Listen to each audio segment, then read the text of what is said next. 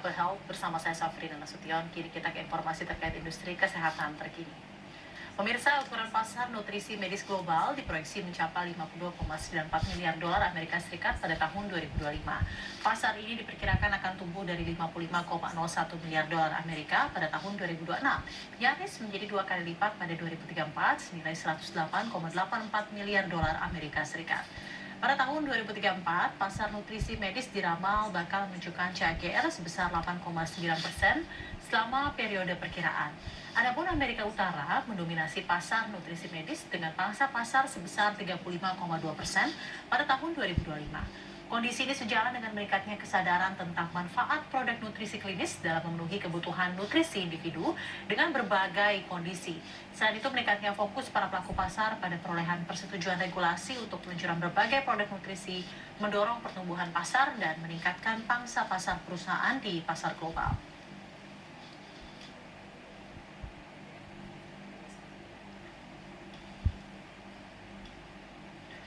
Di tengah meningkatnya kesadaran masyarakat akan gaya hidup dan pencegahan penyakit, industri nutrisi tidak lagi sekedar soal produk, tetapi juga edukasi, kepercayaan, dan keberlanjutan bisnis.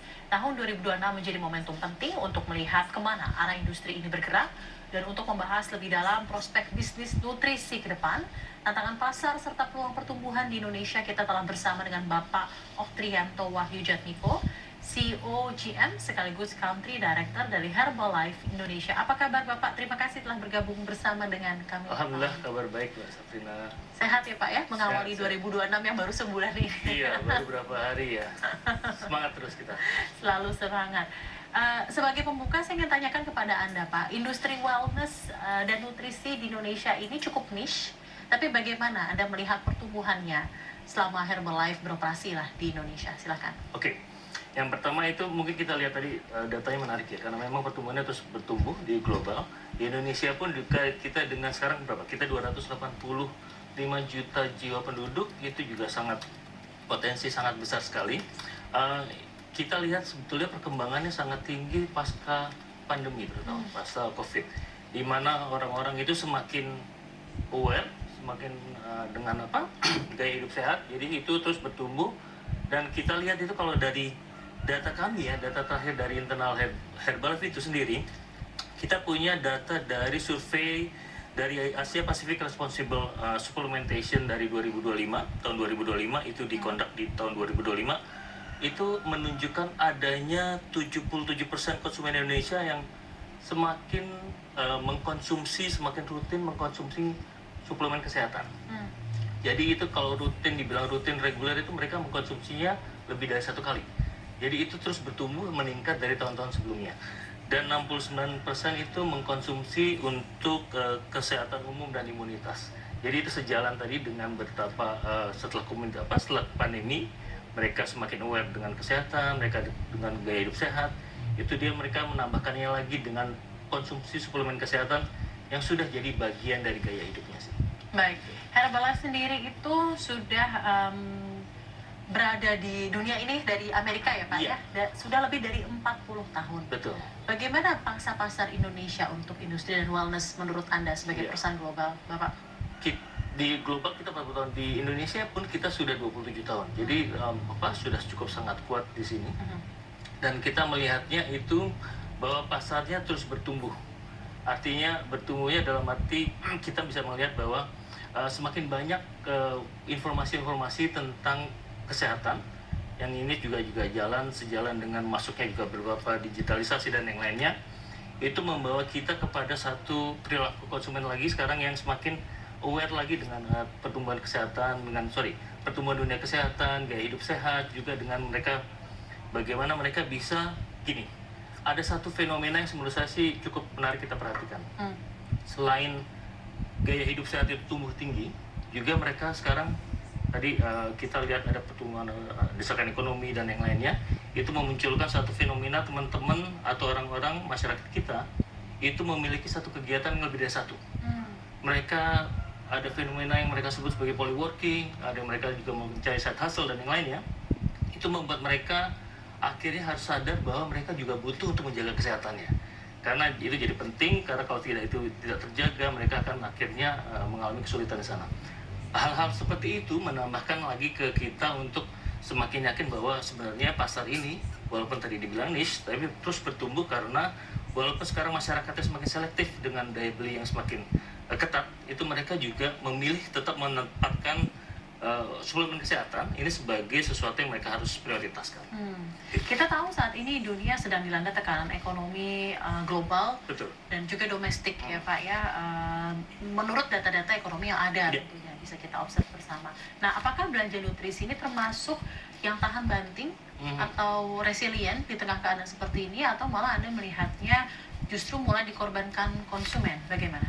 Nah, itu tadi kalau kita bilang bahwa kita mungkin jadi bukan prioritas yang utama, itu sepertinya akan sedikit bergeser karena tadi ada beberapa hal yang akhirnya membuat ternyata mereka masyarakat kita itu menempatkan belanja untuk vitamin, mineral, atau suplemen kesehatan lainnya itu menjadi utama juga.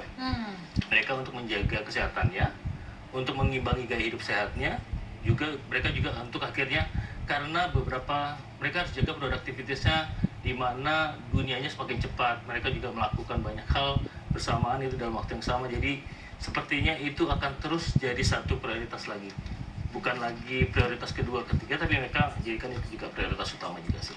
Baik, jadi justru malah menjadi prioritas utama ya, dan premier ya. Premier dalam arti mungkin kesadarannya juga mereka lihatnya pada ini sebuah investasi daripada mereka melakukan sebuah ini jadi sesuatu yang bukan jadi saving ya dari biaya-biaya yang muncul untuk kesehatan dan lain-lain. Mereka lakukan ini untuk juga menjaga saving mereka untuk masa depannya juga sih. Baik, Gen Z dan milenial itu juga menjadi growth driver baru dengan jumlah populasi yang besar di lingkup Gen Z dan milenial, atau justru masih didominasi oleh kelompok usia produktif matang untuk mereka yang aware tentang industri wellness dan nutrisi ini? Oke. Saya izin ambil data kita internal ya. Jadi memang kalau dari kita terbaru itu bahkan pertumbuhan dari Gen Z dan milenial itu sudah mengkontribusi sekitar 68% dari member independen kita. Jadi itu sejalan dengan juga kontribusi Gen Z dan milenial 50% di Indonesia, kita lebih tinggi, dan mereka memang masih sebagai faktor utama pendorong pertumbuhan. Tapi untuk volumenya memang masih didominasi oleh mereka yang produktif matang saat ini. Tapi nggak menutup kemungkinan saat nanti Gen Z menjadi 5 atau 10 tahun ke depan menjadi lebih matang, lebih siap, itu juga akan sudah semakin. Jadi saat ini menurut kami melihatnya ini adalah selain sekarang jadi faktor utama pertumbuhan, juga menjadi sesuatu yang harus kita siapkan untuk masa depan juga. Baik, menurut Anda apa faktor yang menjadi hal yang sangat membedakan untuk pemain nutrisi di 2026? Apakah itu inovasi, edukasi, jaringan distribusi, atau reputasi brand? Dan bagaimana Anda melihat strategi yang juga dilakukan oleh kompetitor brands lainnya? Kalau dari kami itu melihatnya tidak bisa terpisah-pisah, karena itu kayaknya 4 hal itu akan jadi tadi disebut inovasi, kemudian edukasi, distribusi, dan lain-lain, itu jadi suatu kesatuan karena balik lagi dengan kita punya kekuatan distribusi dari member-member kita. Tapi kalau itu tidak didukung dengan reputasi brand yang kuat, serta mungkin reputasi brand yang juga menghasilkan produk-produk inovasi, itu juga tidak akan terlalu bisa mendorong dari distribusi itu menjadi lebih lancar. Tapi di satu sisi yang sama, kalau misalnya regulasinya itu tidak berjalan, itu mungkin industrinya ini jadi mungkin juga bukan jadi suatu pilihan dari para distributor kami. Jadi semuanya harus, menurut kami itu harus berjalan sejalan, dan itu sehingga industrinya menjadi lebih kuat, dan kita bisa melihat bahwa dampak dari ini bisa mendukung dari gaya hidup sehat dan ke Indonesia yang lebih sehat, itu akan menjadi lebih nyata lah di depannya gitu. Bapak, bagaimana Anda juga melihat keberlanjutan dari model direct selling atau network based business di era digital dan social commerce yang begitu marak sekarang? Bagaimana juga evaluasi untuk Anda mengenai bisnis model ini setelah beroperasi di Indonesia lebih dari 25 tahun? Ya, sebenarnya penjualan langsung itu kan memang secara nature itu kan memang harus bertemu dengan orang. Dan sekarang dengan banyaknya dengan digitalisasi, apakah itu jadi sebuah disrupsi yang akhirnya mengganggu dari penjualan langsung? Ternyata enggak juga. Karena yang terjadi adalah member-member kami, member-member independen kami itu malah berevolusi menggunakan kekuatan digital, sosial media, pesan singkat, itu menjadi sebuah malah leverage dari bisnisnya mereka. Mereka bisa menjangkau lebih luas, mereka juga akhirnya bisa melakukan duplikasinya dengan lebih kuat lagi, dan kemudian mereka juga akhirnya bisa melakukan edukasi maupun sosialisasi komunikasi mereka yang juga bisa lebih kuat, lebih jauh, lebih jangkauannya. Dalam hal ini isu klaim yang berlebihan pada produk kesehatan juga kerap jadi sorotan. Nah, seberapa besar dampaknya terhadap kredibilitas industri nutrisi secara keseluruhan? Itu sesuatu yang kita di Herbalife itu sangat jaga. Karena sekali lagi overclaim, di mana konsumennya itu tidak mendapatkan hasil dari apa yang mereka harapkan, itu benar-benar akan menghit dari reputasi perusahaannya. Kalaupun kita tidak melakukan, misalnya ada yang lain melakukan, itu juga akan berdampak pada reputasi dari industrinya itu juga. Jadi menurut kami itu sesuatu yang perlu kita jaga sama-sama. Kita perlu bekerjasama dengan para regulator untuk menjaganya. Dan itu jadi bagian dari training-training, pelatihan-pelatihan kita yang kita lakukan rutin kepada member-member kita sih. Ya, baik. Kita masih akan berbincang bersama dengan Bapak setelah jeda. Tetaplah bersama kami. Thank you. Terima kasih.